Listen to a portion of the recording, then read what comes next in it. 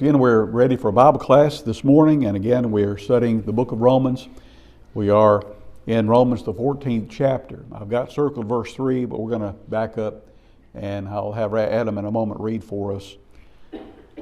About verses 1 through 6 in just a moment. As we make our way there, hopefully everybody in person has found Romans 14. Hopefully we'll give a couple of seconds for you folks joining us by way of live or later to join us as well. As we go verse by verse, anytime we study the Bible that way, I think it's the best way to study, but that's just my opinion. It's difficult to get a lot out of these lessons if we don't have open Bibles. So make sure you have a Bible, copy of your Bible you have handy, and we'll read along together and study together and be better spending time in Romans chapter 14. As we introduced this chapter last week, we said that in chapter 14, we're really not dealing with matters of faith as much as we are with matters of what? Opinion. Or you can use the word option. Either one works, matters of opinion. Some title this chapter, dealing with differences of opinion or differences in regards to matters of option in the church. Some things are not opinion, and the Bible is clear on those issues. And we talk about those, obviously, and they are right or they are wrong. Some matters, though, are gray areas. There's nothing wrong in and of itself with the particular matter unless I think it's wrong. And if I think it's wrong and I go ahead and participate in it, then it becomes what? Wrong. Sin for me. If I cannot participate in something by faith, that's going to be the last verse of this chapter, then to me it is sin. It may not be sin for you. But again, these are matters of option we're talking about here. We don't want to, if we lift Romans 14 out of its context, then we're going to have a whole lot of problems in properly understanding Scripture and making application. A lot of people lift this chapter out of context and make Paul say things he never intended to say. So we are dealing strictly with matters of option in chapter 14. So Adam, if you will, to get us started, read for us, let's go down to verse 6, Romans 14, 1 to 6, please. Him that is weak in the faith receive ye, but not to doubtful disputations. The one believeth that he may eat all things, another who is weak eateth herbs. Let not him that eateth despise him that eateth not. Let not him which eateth not judge him that eateth, for God hath deceived him. Who art thou that judgest another man's servant? To his own master he standeth or falleth. Yea, he should be holding up, for God is able to make him stand. One man esteemeth one day above another. Another esteemeth every day alike. Let every man be fully persuaded in his own mind. He that regardeth the day regardeth it unto the Lord, and he that regardeth not the day to the Lord he doth not regard it. But he that eateth to the Lord, for he giveth God thanks. And he that eateth not to the Lord, he eateth not, and giveth God thanks. Okay, so Paul specifically is dealing with two matters of option or opinion here to illustrate what he's saying in chapter 14. Again, these were very real issues in the church in the first century. They are not so much issues for most people, for most Christians today, maybe in some circles, but we can make application in whatever area. So one matter of option, well, what's the first matter of option he talks about? Eating meat or eating vegetables. I mean, just putting it in our language today, eating meat, or verse 2, eating herbs or vegetables. Some ate only vegetables, and some ate vegetables along with meat. And we pointed out, as we ended last week, a couple of issues whereby some would be hesitant to eat meat. One would be Jews, this side of the cross, this side of the law of Moses, and they had not eaten pork all their lives because that was the law. They were right for not, in fact, it would have been a sin for them to have eaten pork or catfish under the law of Moses. Those were considered unclean. When Jesus died on the cross, What was nailed to the cross? The law of Moses. All the law of Moses, including matters of meat being clean or unclean. And that stipulation was taken out of the way. Now you recall when God came to Peter and told Peter to go to Cornelius, the Gentile, and teach him the gospel, Peter was reluctant at first, and God gave Peter a vision of what? All manner of food. Some would have been unclean under the law of Moses. And God said, Peter, get up, kill, and eat. And Peter said what? No, I'm not eating that in my life. And so God had to use that well, the point God was making there was that Gentiles are to be heirs of salvation too. But also, as a secondary note, again, this side of the law of Moses, there are no clean and unclean pieces of meat. Doesn't matter. We can eat pork, we can eat beef, we can eat catfish, we can eat whatever, whereas they could not under the law of Moses. And as we said, if you're in that transition period of time, whereas a Jew, you've never eaten pork all your life, and then all of a sudden, well, what? It's going to take some time, isn't it? It's going to take some time for me to eat that. In fact, I may never eat that. It's not a sin not to eat it. But at the same time, I should not frown upon those who are eating it. Both the mature Christian and the Christian who is, the term here is weak, both have obligation to one another. We talked about the Gentile. They came out of paganism. And part of the paganistic rituals was to sacrifice meat to idols. Again, a lot of the meat was left over, and they would take that and sell it in the marketplace. So when you went to the marketplace, the odds were good. When you bought meat that had been used in sacrifice to an idol. Well, here I am as a Gentile, and I come out of that paganism, and I've been involved in all those rituals involving that meat, and all of a sudden, I've got a plate of a steak before me, and in the back of my mind, I'm wondering, you know, I just bet this came from a paganistic service dedicated to an idol that I once took part in, so I'm going to have to push this aside and say, no thanks. Well, the God didn't get in the meat, did it? The idol did not get in the meat. Meat is meat. There's nothing wrong with meat, but coming from that background, it's going to take me some time to work through that. Okay, so that's really what we're dealing with here in the first part of the chapter. There's nothing wrong with eating meat, nothing wrong with eating vegetables, to each his or her own. But, and I think we looked at the parallel passage last week from 1 Corinthians, the 8th chapter, that deals with the similar situation. So back now in verse 3, our starting place. You've got a group, we'll eat whatever, doesn't bother us. You've got a group, no, I'm just going to eat vegetables and be on the safe side.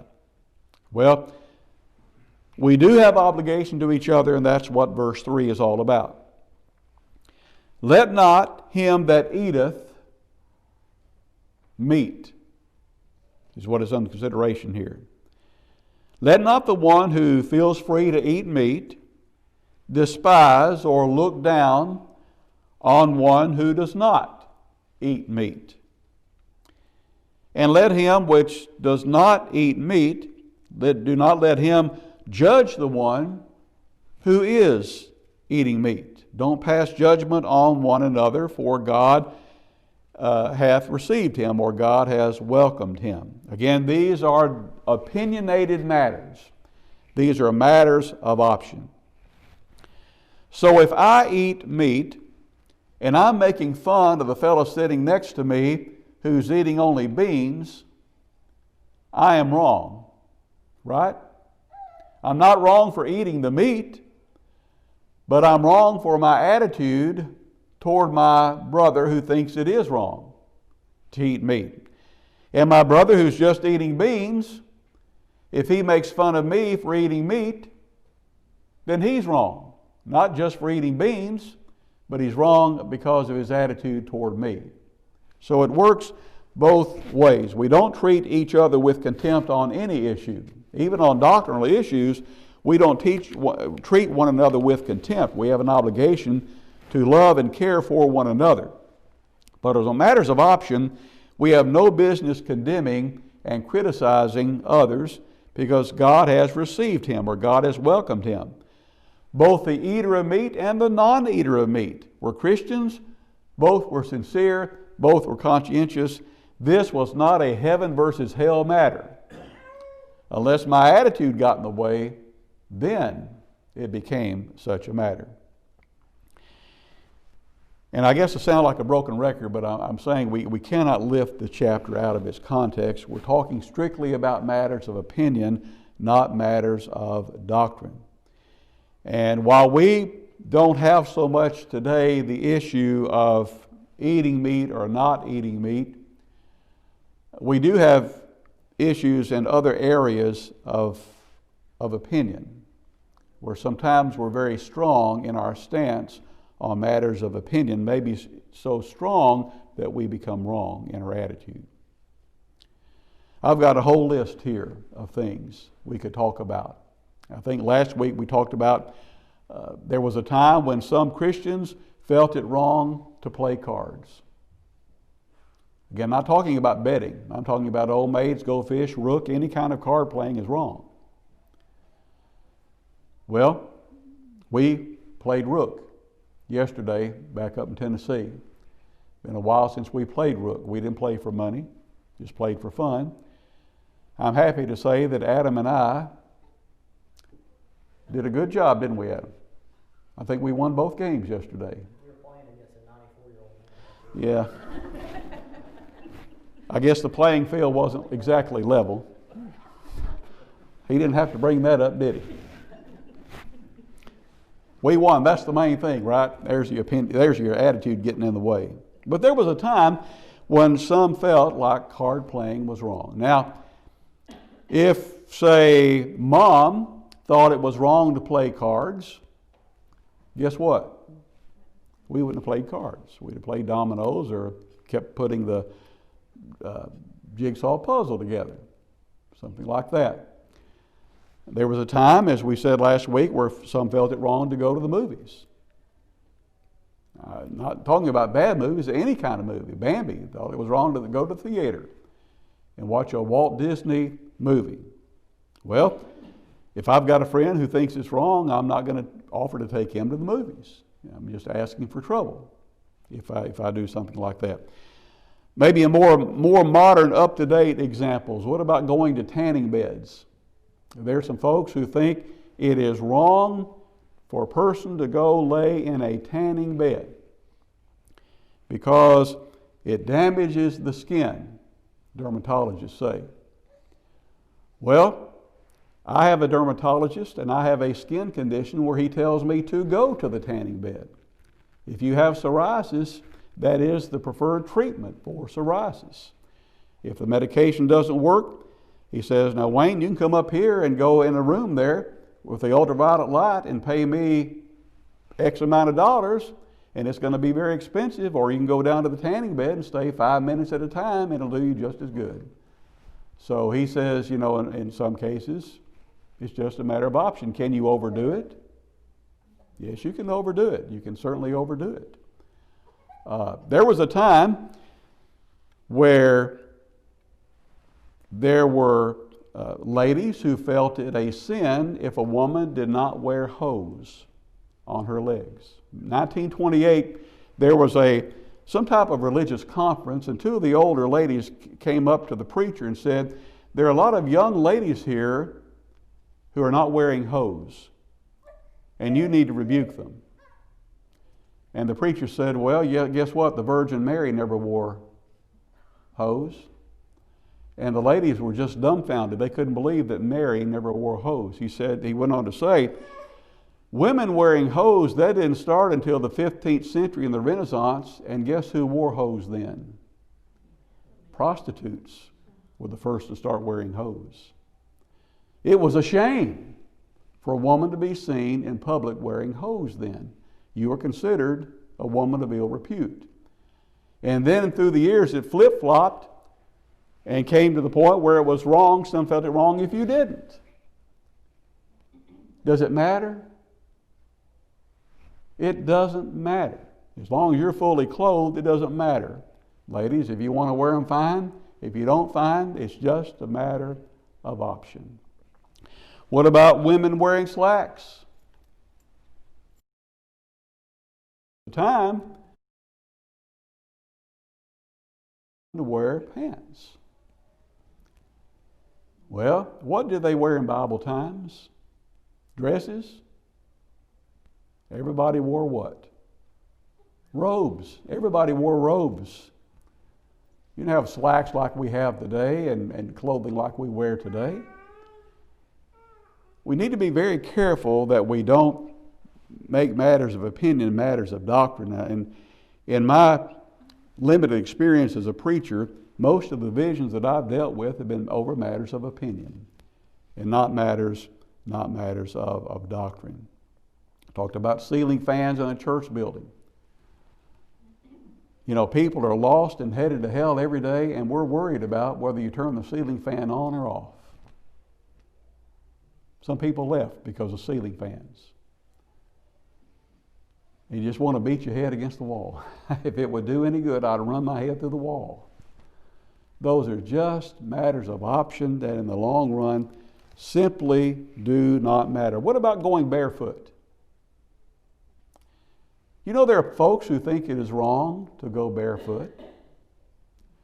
They don't live in the South, do they? Got to be those Yankees up north. Actually, if you go to Saudi Arabia, they feel it an insult to look at the bottom of your foot. If I want to go barefoot in Mississippi, I will. If I go to Saudi Arabia, what? I'm going to keep my shoes on. I'm going to keep my shoes on. I don't want to do anything to unnecessarily offend anybody, especially on matters of option. And so back to this, if you think it's wrong to eat meat, and I invite you over to my house for supper, and I put a steak in front of you, guess what? I have done what? Wrong. I have done wrong. Not that it's wrong for me to eat meat, but I have not respected your position. And Paul's going to talk about putting a stumbling block in front of another. That's exactly what I've done, just out of spite. So I need to be concerned about how people feel on matters of option. Now, matters of doctrine, well, it doesn't matter how people feel on matters of doctrine. What God says is what's right. Now, we're going to teach the truth in love, but there we're not going to compromise. But on matters of option, we certainly can compromise. I do not mow my yard on Sunday. Would it be wrong for me to mow my yard on Sunday? If I felt it was wrong, I would. The reason I don't is because I have people who think it is wrong. As long as I put the Lord first on Sunday, I can go fishing, I can take a nap, I can mow my yard, I can paint my house, I can watch TV, as long as God comes first. But again, I am going to consider what might others think of this. I don't wear a beard. I would love to wear a beard. I hate to shave. I mean, it is an absolute waste of time for me to shave. But I did get a little liberal and grow a mustache years ago. But I know that there are some who think it's wrong, some in my, let me block the screen, own family, who think it's wrong for a preacher to wear a beard. And so, you know what? I'm just not going to go through the hassle. I'll just keep shaving. Although there's nothing wrong. Goodness, in the Bible, you read all those fellows had beards who were faithful to God.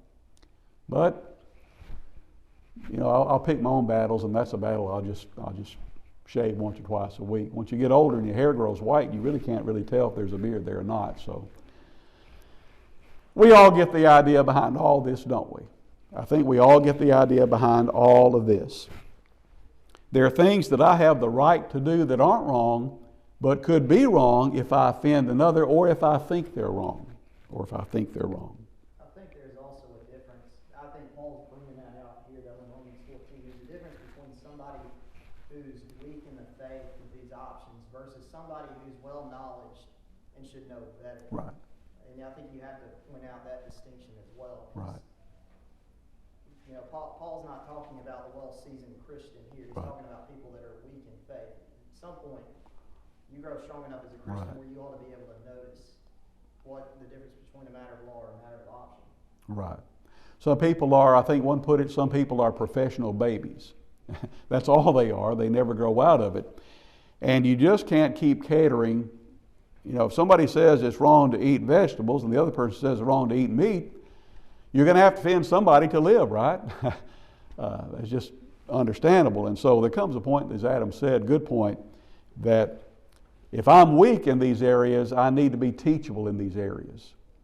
And I need to go to the point where I may not participate, but I don't look down on you for participating because it's just a matter of option.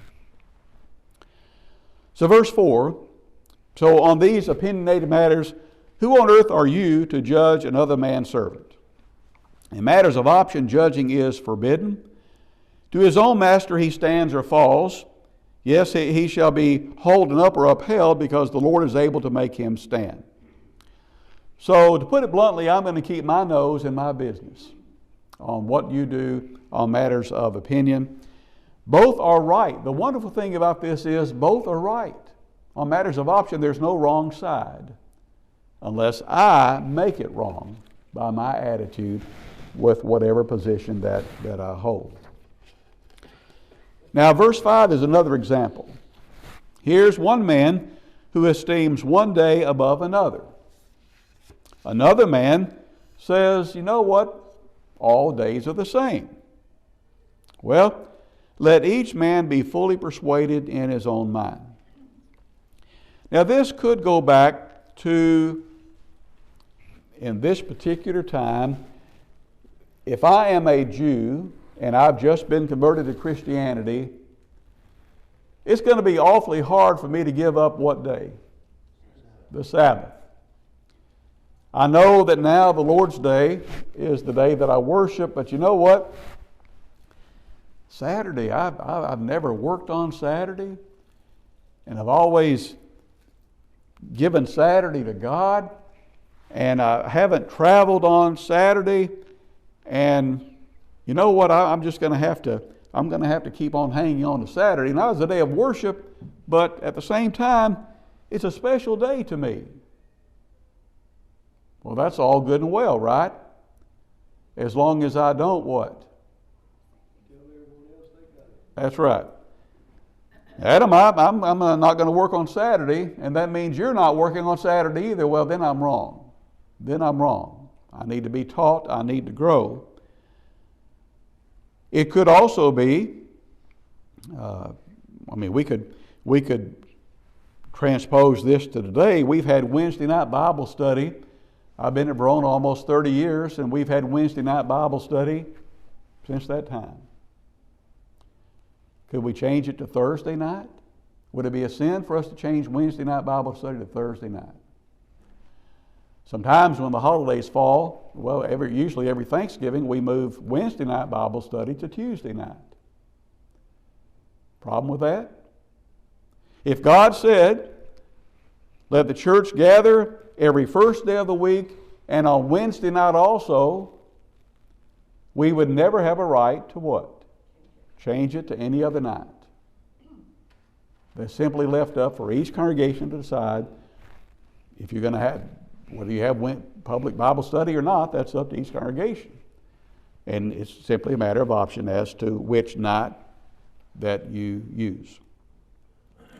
So on these incidental matters, let every man be fully persuaded in his own mind. In other words, you're going to have to make up your mind on these matters of option. Make up your mind. It doesn't matter what the majority does. This is something you're going to have to make up your mind.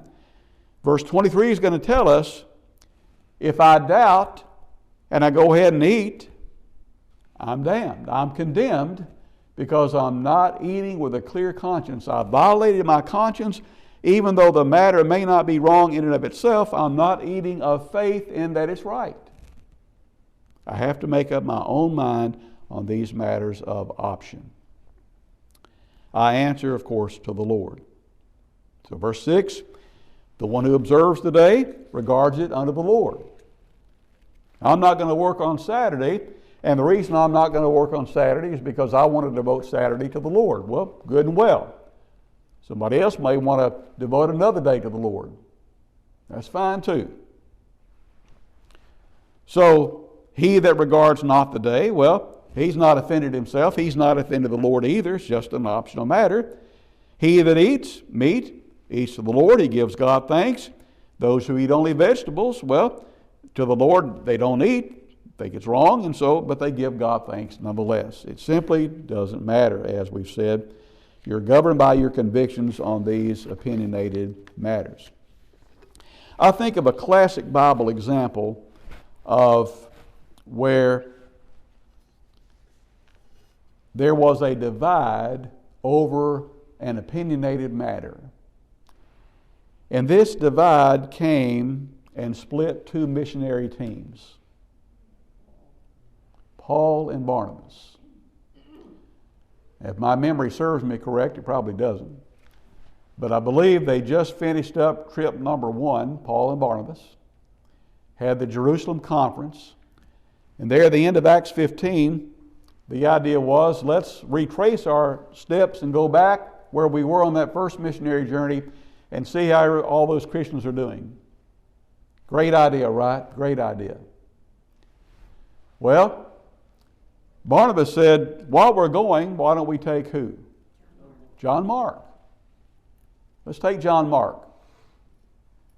What did Paul say?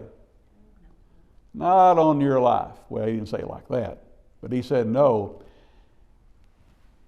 John Mark, keep in mind, left on that first journey for whatever reason. We don't know why. He left and went back home. And whatever the reason was, Paul did not think it a good enough reason to leave. So Barnabas, on the one hand, saying, yes, he's going. Paul, on the other hand, is saying, no, he's not. Was this a heaven or hell matter? Who you take on a missionary team or journey is not a heaven or hell matter. Okay? Both men thought they were right. Paul thought he was right. I mean, you don't trust the Lord's work to somebody who might quit again. Barnabas thought he was right. Everybody deserves a what? Second chance. After all, Paul, you've been given a lot of second chances in your life. And the disagreement was so sharp, what happened? They parted ways. Paul and Silas went one way. Barnabas and John Mark went another way, which actually turned out to be a good thing. You've got, instead of one missionary team going one place, two missionary teams going in opposite directions, helping that many more people. It was a matter of option. Could it have been handled better? Well, I'm sure it could have been handled better. I don't know. Could you say that might be a sort of a providence of God also to help spread the gospel around more? Could have been. Could very well have been. It all worked out, didn't it? It worked out wonderfully. What they probably thought was a problem at the time worked out wonderfully, and even better, you know, when Paul was about to die, who do you want to see? John Mark. Bring him. He's profitable. So it all worked out. And so sometimes that's what happens. Sometimes that's what happens, but we're still brothers and sisters. We're still brothers and sisters. That's the main thing. Verse 7, none of us lives to himself, no man dies to himself. We are all interrelated. We do not live isolated lives. And so we don't want to have a falling out over matters of option, incidental matters that really don't matter in the long run. Verse 8, whether we live to the Lord. Whether we die to the Lord. Doesn't matter, alive or dead, we belong to the Lord, and his will governs our lives. Verse 9, for to this end Christ both died and rose and revived, that he might be Lord both of the dead and of the living. We belong to the Lord.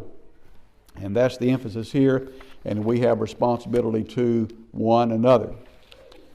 So Paul takes his inspired hammer now and drives the point home in verse 10. Having said that, God is judge, Lord is master, who are you to do what? Judge your brother. In the context on matters of what? Option.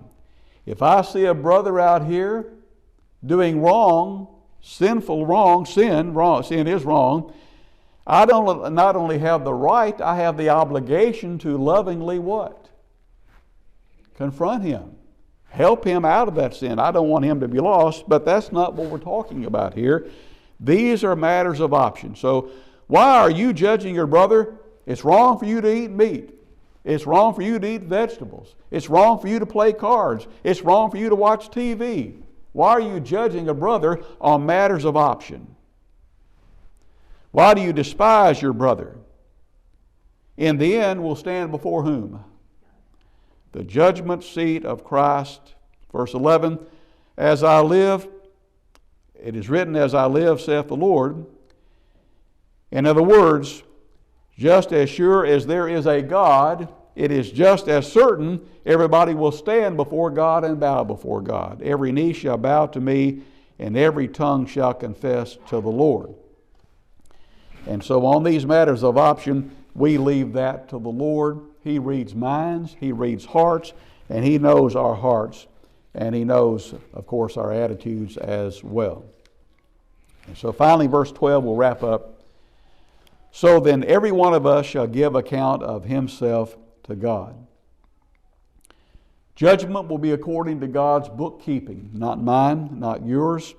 Himself, herself, there's no judgment by proxy. We'll all be judged individually. And as Paul says, every one of us leaves out who? Who's every one of us leave out? No one. No one. Every one of us shall give account of himself to God. Billy Graham once made the statement, when judgment day comes, do not look for me, for I will not be there. Paul says, even who will be there? Verse 12. He will. Us. Every one of us. If the Apostle Paul will be at the judgment seat of God, you can rest assured Billy Graham and Wayne Cox and everybody else will be at the judgment seat of God. I need to be very careful how I treat my brother then in this life. We're well out of time. We'll pick up next week, Lord willing, in verse 13, Romans 14:13.